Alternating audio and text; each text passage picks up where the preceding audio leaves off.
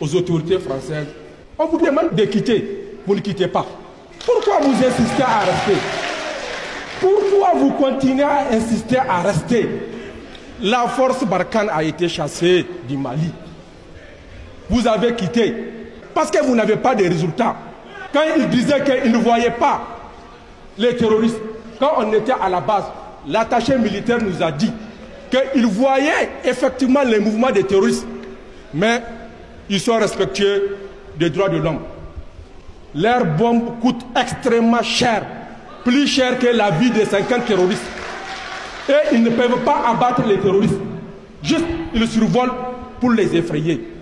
C'est là où il nous a informé que comment se fait-il que le contribuable français puisse payer 2 millions d'euros, 1,5 milliard par jour pour le fonctionnement de la force Barkhane, juste pour nous protéger. Non, ça ne se fait pas. Nous l'avons toujours dit, ici ils sont en guerre de conquête.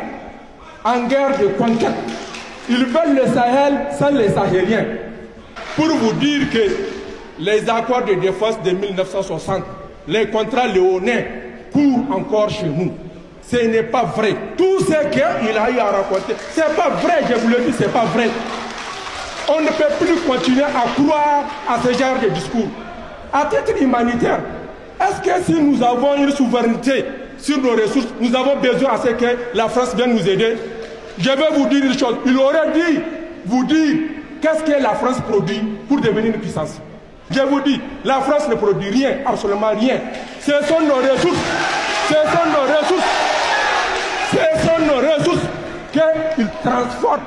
Ils transforment en richesse et aujourd'hui, la France est parmi les puissances. La France ne va jamais quitter l'Afrique. La France ne va jamais accepter qu'on ait notre souveraineté. C'est l'ambassadeur. Tout est clair. Vous voulez m'agresser? Vous voulez m'agresser?